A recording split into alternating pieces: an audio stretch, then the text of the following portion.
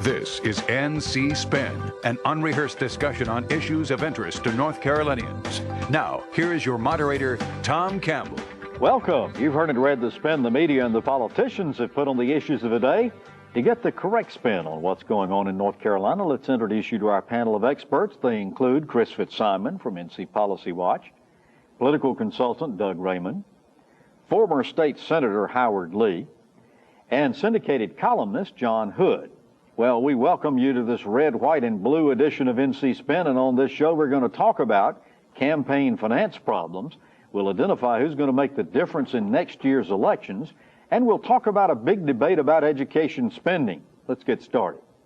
Tempers flared, hotter than July temperatures in the state Senate as the discussions about education spending took place.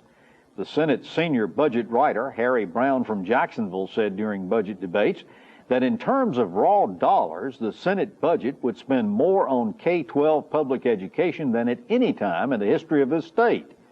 Wake County Senator Josh Stein questioned whether that was right, saying that if you factor in per pupil spending and account for inflation, we still haven't caught up to pre-recession spending levels. Well, Senator Tom Apodaca responded that the Senate only dealt in real dollars, not fairy tales. Question one, Howard Lee, you were chairman of the State Board of Education. Who's right? Which is more important here, per pupil spending or total dollars spent? Well, you know, that argument has been going on for years, even within the education community, which is the best approach. It has always been my contention that the best approach is to measure it by per pupil expenditure. That way, it has a built-in factor for managing growth. For example, coming up year, we'll probably see 1.5 plus million students in our schools, as opposed to, say, a year ago when we had 1.4 plus students in our schools. So I think the Senate probably is spending more money. And of course, I hope that they will measure it and appropriate the money based on students and not just in a lump sum money that locals then have to make. Doug, did you follow Apodaca's remarks from Hendersonville? He said that it always kind of makes me nervous when someone stands up that probably never made a payroll in their life. It probably is not used to signing the check, the front of a check, but they want to start talking about real dollars, adding inflation, arbitrary figures, this and that. This is dangerous because we deal in actual dollars. That's what the world deals in, actual dollars. I feel like I'm in Alice in Wonderland with some of the terminology coming out of that back row. This is pretty sharp language coming from Apodaca, isn't it? Yeah, we've always hoped that Senator Apodaca would come out of his shell and tell us how he really feels about topics, so I'm glad to see he finally has done it. But I think his point is I mean, there was, the Democrats were accusing the Senate budget writers of politicking with the budget, and you're thinking, what do you think has been going on for, ever since the institution of government? So it is strong language, but once again, that's Senator Apodaca. If you want somebody who's going to speak their mind, that's it. But the other thing about it is I think the Republicans consistently point out that they'll take their last few years of spending and put it up against the Democrats' last few years when they were in control when it comes to educational spending, and they'll compare it dollar for dollar. Well, look, with all due respect to Senator Apodaca, he was in Alice in Wonderland. He was Jabberwocky. Okay, his arguments make absolutely no sense. Inflation is not a fantasy. It's not a fairy tale. It's a basic rule of thumb for evaluating any trend over time. Of course you should adjust for inflation. Now, there are debates about what kind of inflation adjustment. Yeah. I wish he'd gotten into that. That would have been more appropriate to say, well, does CPI always capture inflation properly? Maybe not. Even when you get to per pupil expenditure, which again, you have to take into consideration the caseload of any program to evaluate whether resources are going up or down. But it is fair to point out there is such a thing as an economy of scale. If you have a very small number of people, you have a small school district. We have some school districts where the per pupil expenditure is way above average, and they're poor districts because their fixed costs are the same as a big district, but they have a small enrollment. So it's not obvious that you have to have per pupil expenditure adjusted for inflation go up forever, because you should be able to take But Chris, even fiscal research over in the legislature said if you compared, if you factored in inflation, that in 2008 dollars, spending went from $8.1 billion to $7.3 billion. How does Apodaca adjust to that? I think Jabberwocky is one of the names we could probably all agree on. I mean, I actually am a little alarmed that one of the principal architects, one of the most powerful senators in North Carolina who's deciding how to spend $21.5 or $22 billion of our dollars doesn't understand how you adjust for inflation. I think that's sort of a scary concept. I thought that Senator Stein had the best comment to explain it. He offered to he would like to borrow $1,000 from somebody and give them 10 years later, give them $1,000 back, and see if they can find the same things to buy. So this clearly was, I think, Senator Apodaca being furious that this budget was being criticized, which is part of the legislative process, and responded in a way that was absurd. It was tough language. Well, if you like NC Spin and you want more, be sure to visit our website, ncspin.com, or NC Spin on Facebook. We've got exclusive video footage you can't get anywhere else. Plus, you can read perspectives from opinion leaders across our state. Get more balanced debate from the Old North State on ncspin.com, NC Spin on Facebook, or at NC Spin Tweets.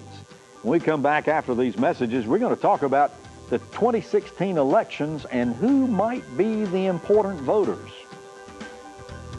NC Spin will return after these messages.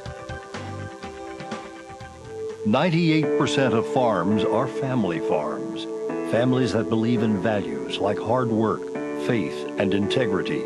Farmers care for their crops, land, and animals because it's their passion and it's the right thing to do. They take pride in raising healthy, affordable food for your family and their own. Their livelihood depends on it. At Farm Bureau, we believe in farmers, their values, and their way of life. What's one simple way to make life even better in North Carolina? Cut taxes. Everyone wants to keep more of their hard-earned money. And tax cuts means more money in your pocket. Money for what your family really needs. Tax cuts mean more companies and more jobs. It's simple. A $2 billion tax cut will help North Carolina. Tell your legislator to keep their promise and support the Senate plan for North Carolina tax cuts.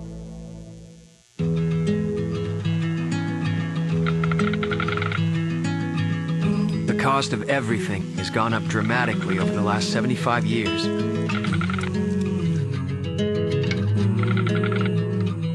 With one exception, keeping electricity affordable. That's the power of your co-op membership. Learn more at togetherwesave.com. North Carolina's Touchstone Energy Cooperatives, looking out for you. 1 in 5 North Carolinians can't buy healthy foods in their communities, increasing their risk of obesity, diabetes, heart disease, stroke, and some forms of cancer. It's time to invest in the Healthy Corner Store initiative. Visit ncallianceforhealth.org to learn more. We now return to NC Spin. As we pause for this July 4th holiday period, we recognize that in 10 months, North Carolina is going to be holding primary elections for U.S. Senator, Congressman, Governor, Council of State, and legislative leaders. We were really interested in some numbers posted by Rebecca Tippett of the UNC Carolina Population Center. Come election time, she says we're going to have 7.8 million adults in North Carolina. Baby boomers, those born between 46 and 64, are going to have the largest populations, with millennials, those born between 1982 and 2004, close behind. But here's the big difference, she says. 92% of baby boomers are registered voters, whereas only 74% of the millennials are registered. John, we recently did a show with these millennials, a very interesting show, and heard them express no interest in either of the political parties. But why aren't they registered to vote? Because they're young. There's absolutely nothing new about this. 20 years ago, 30 years ago, folks who were older were at a much higher registration rate than folks who were younger. As people get older, they get married, they have kids, they have a mortgage, they have a career or maybe not a career, and they start to take a greater interest in politics. They talk that those who haven't registered yet register. I would be panicky about this if I didn't know any history. Because I know some history, I'm not panicky about this. Obviously, we want people to vote if they want to vote, but this is a normal pattern. But Doug, our friend John Davis says he believes the millennials might be the deciding factor in both the presidential as well as North Carolina races, because he says they're most likely to be undecided, whereas the other age groups of adults have already pretty well made up their minds about which party or which candidates they support. Do you agree with him? Yeah, and I mean, young people, they have a very recent example of when their vote matters, and that was the first election of President Obama. There was no doubt that the young people were the swing in that election. But, you know, this sounds like an, you know, kind of an old adage that may not have any truth to it, but it does. I think there's always a correlation with voter registration, the more taxes you start paying. And when that paycheck, and you get that first paycheck and you say, who is this guy FICA and why is he taking all my money? All of a sudden you start taking a little bit more interested in your politics and your elected officials. Right before the holiday break, Howard, former Senator Kay Hagan came out and said that she's not going to be a candidate in the 2016 elections. She's not going to face Richard Burr. That leaves the Democrats scrambling around trying to figure out who is going to. What's your speculation? Well, I don't have any thoughts about who might run. I'm not. Let me proclaim here on this show that I'm not running. And if elected, you will. I will not serve. Yeah, I certainly respect Senator Hagan's decision. It's probably tough to run immediately after losing another campaign and run the risk of losing a second, and that completely ends it. She's young enough that she has a chance to come back and at some point down the road be engaged again.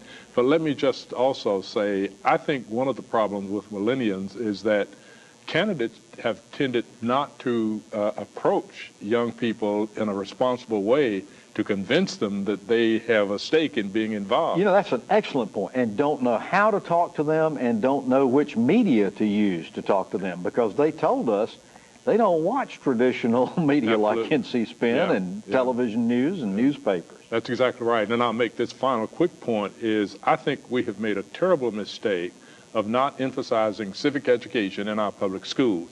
These kids don't really understand the system, and of course, if we don't teach them early on the importance of electoral politics, then how can we expect them to really grow up and have accountability for it? Chris, as we start looking toward these 2016 elections and you look at what's going on, you got the Republicans, and you within the Republicans you've got the Tea Partiers, the real right-wingers, versus the mainstream, or what we used to call country club Republicans.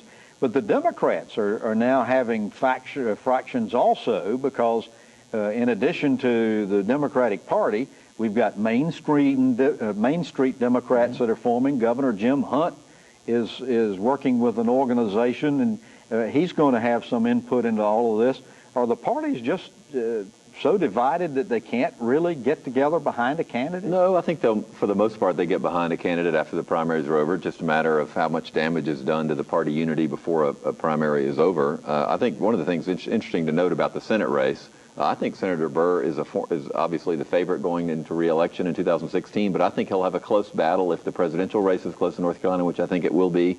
And I think it's worth remembering, Kay Hagan did not decide to run against Elizabeth Dole until October of 2007.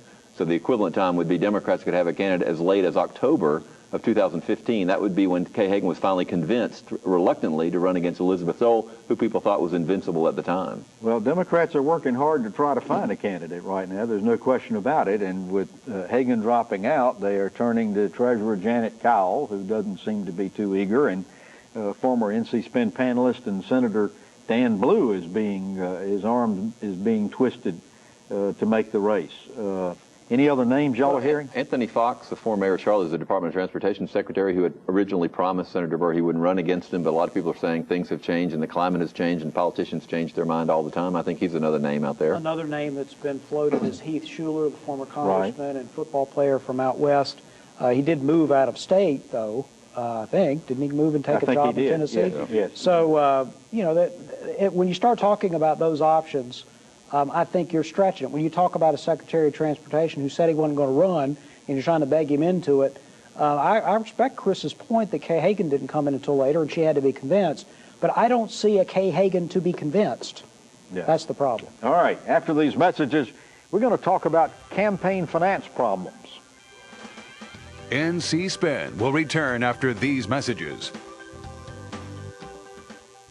It's a fact. Patients who receive care in the medical home from a trusted family physician reduce health care costs through prevention, early detection, and affordable management of high-cost chronic diseases. Every dollar invested in health care matters. Let's invest them wisely Building on North Carolina's medical home model, better health begins with a medical home, a trusted family physician, the best return on our healthcare investment. Learn about the importance of medical homes at ournchealthcare.com. 1 in 5 North Carolinians can't buy healthy foods in their communities, increasing their risk of obesity, diabetes, heart disease, stroke, and some forms of cancer. It's time to invest in the Healthy Corner Store initiative. Visit ncallianceforhealth.org to learn more. Does your North Carolina business or organization have a story to tell? I'm Richard Campbell, and at Carolina Broadcasting and Publishing, we help tell stories that connect you to the people who will respond. We take the time to understand our clients' needs and what makes them unique. We craft their stories through the efficient use of words, images, and videos that resonate with their desired audience. We also know that a good story is incomplete without a call to action. On video, on air, online, and in print, from concept to final production, no one can help tell your story more effectively or affordably than we can. For special introductory offers, visit carolinabroadcasting.com or call 919-832-1416. Again, that's carolinabroadcasting.com. Let us help tell your story today.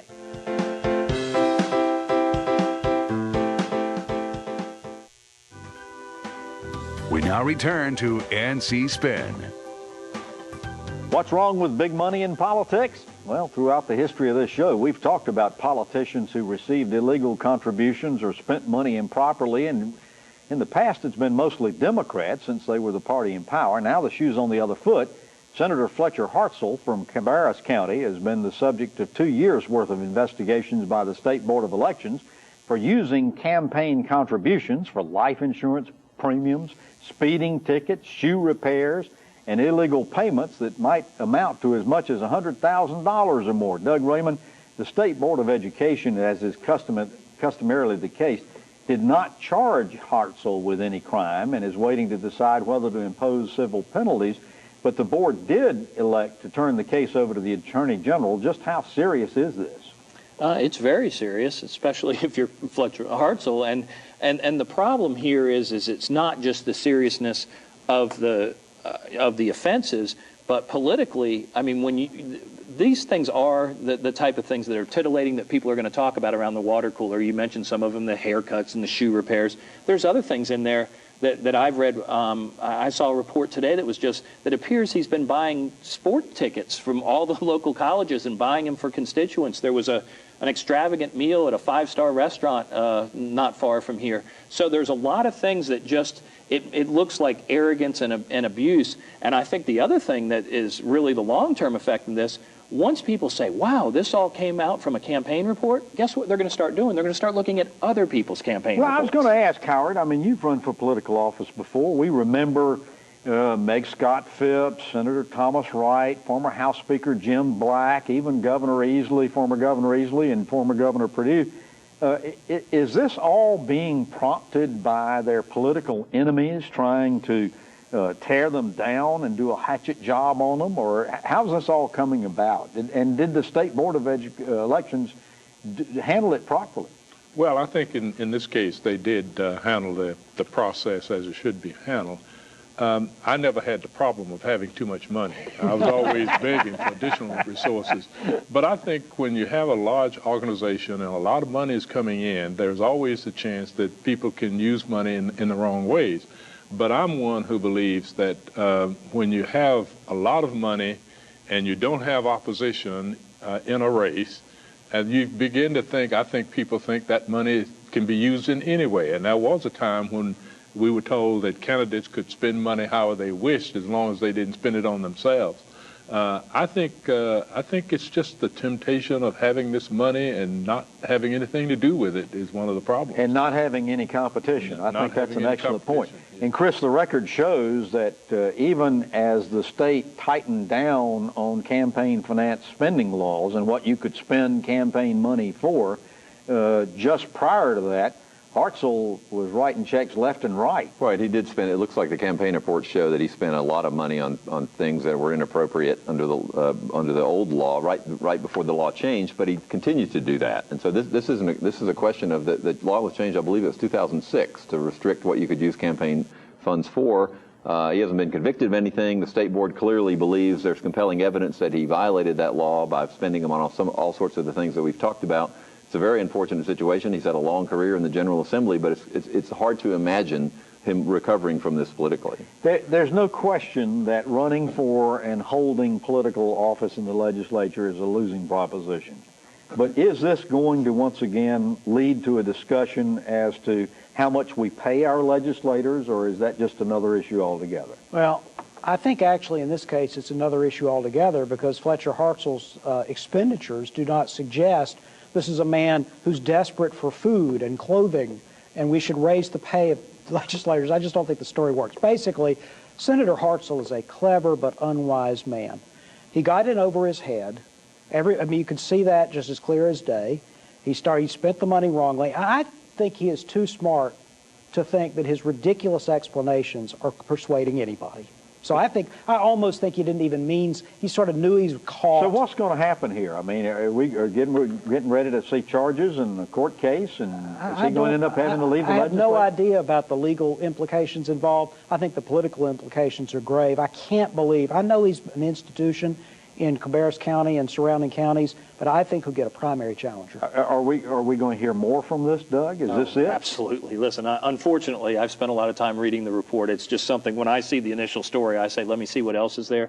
And, you know, it sounds funny, but so much of it borders on comical. I mean, he was buying flowers for constituents when they were for their funerals and things of that nature. One of them that was just amazing, he paid for an urgent care visit because he said he had a fall while he was doing legislative business. So he wrote a check to the Cabarrus Urgent Care out of his campaign fund. I mean, some of it is almost comical. So I don't know, maybe the levity of it might help him out. I've heard of taking a fall before, but this is something else. All right, after these messages, we're going to ask the panel to tell us something we don't know.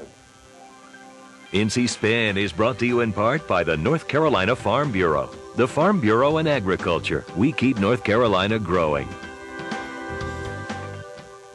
1 in 5 North Carolinians can't buy healthy foods in their communities, increasing their risk of obesity, diabetes, heart disease, stroke, and some forms of cancer. It's time to invest in the Healthy Corner Store initiative. Visit ncallianceforhealth.org to learn more.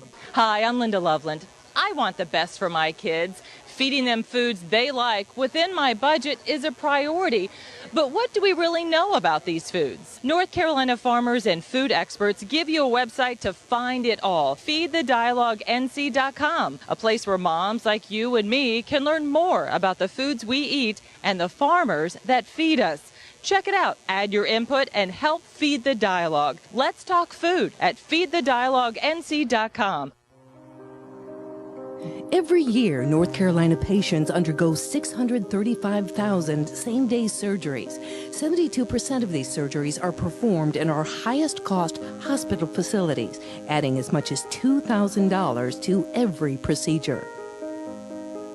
The state's outdated Certificate of Need law prevents competition from lower-cost, higher-quality same-day surgery centers, inflating healthcare costs and limiting patient choice. Tell state lawmakers it's time to lower healthcare costs now. It's time to make a simple fix to an outdated law, increasing patient choice and lowering healthcare costs now. You can help. Visit reformconnow.com and tell lawmakers it's time for a simple fix to an outdated law. It's time to lower healthcare costs now. We now return to NC Spin. One of the best parts of our show is when we ask the panelists to tell us something we don't know. They get to choose the topic. Chris Fitzsimon, we'll start with you. Well, one of the things I think is interesting in light of the Fletcher Hartzell campaign finance problems that we talked about is the State Board of Election is required by law to audit campaign reports after every election. They are dozens, hundreds of reports behind because they simply don't have the staff to do these audits. So we don't even know in a lot of cases what's happening. And you think that legislators maybe would think that would be a good idea. The Senate budget cuts the State Board of Elections budget by 2%. So unless we figure out unless we really are serious about doing this, we're not going to find out what a lot of legislators are doing with the money they're raising. If I'm a legislator and I think they're going to embarrass me on NC Spin, I'm going to cut their budget. Doug Raymond, tell us something we don't know. I'll stick with the same topic. A few years back, when the Democrats were in charge, there was some campaign finance scandal, and it led to some law changes. I think what you're seeing right now with Fletcher Hartzell is, I don't want to call it the tip of the iceberg, but I think there's more to come, not just him. There's going to be other legislators involved, and I think it's going to lead to some campaign finance law changes. And I think one of the big ones that seems to be common sense in this day and age, I think that you're going to see a law changed where a legislator / candidate cannot serve as their own treasurer. They need somebody else that is handling the money so they don't have access to their own checkbook. And right now, the two names that have been in the news recently, Fletcher Hartzell and Nelson Dollar, they both serve as their own treasurer, although Nelson Dollar, it's Joseph Dollar. I can't quite figure that one out, but they both serve. Nelson Dollar. They both serve as their own treasurer. Which reminds me of the old saying that common sense isn't very common. Tell us something we don't know, Howard. I'd like to bring some good news into this discussion. Please. I have found some real nuggets in our public schools in North Carolina. There's a young student who's a junior at Inlow High School who has discovered a process for managing breast cancer. There's a young student at East Chapel Hill High School who's come up with a system for better managing energy. And then there's a group of students at Southern High School, which is a high school that's gotten a D grade, that have developed a green roof that they can patent. And I'm just, these are just some These are high of the school many. kids. These are high school kids who are making these breakthroughs, and I think it's absolutely fascinating. So there is some good news going on in our public schools. That's pretty encouraging. We need to hear more good news like that. Unfortunately, all we hear is the other. John, tell us something we don't know. Tom, there's a phenomenon called confirmation bias. People tend to believe things and sources that reinforce their preconceived notions. There have been, to my knowledge, 4 publicly released polls in North Carolina in May and June looking at statewide races and statewide politicians. 3 of them were done by Republican or conservative-leaning firms. They have Pat McCrory's job approval or favorability numbers well above 50%. The other poll was done by a Democratic firm. It has Pat McCrory underwater, where his disapproval is way higher than his approval. These are completely different findings. The Republicans tend to think, hey, look, Pat McCrory's doing okay. The Democrats think, good, Pat McCrory's about to be defeated. I wouldn't take these polls very seriously right now. They're all over the place. But traditionally, the people that you're talking about conducting these polls, their polls have been historically fairly Actually, accurate. all 4 of them have roughly comparable recent histories. They either got B- or C+ in the 538 ranking. So these are not junk polls. They just have very different approaches, and they are yielding quite different answers. And, of course, it depends on what questions they ask and whether how you're they looking at registered voters or voters likely to vote. Well, you've heard our spin on the issues of the day. To stay informed all during the week, give your feedback and read our weekly column, visit our website, ncspin.com, or catch NC Spin on Facebook. And we hope you'll join us next week when NC Spin will have more balanced debate for the Old North State. Until then, stay informed and watch out for the spin. Join us next week and get the spin on issues facing our state.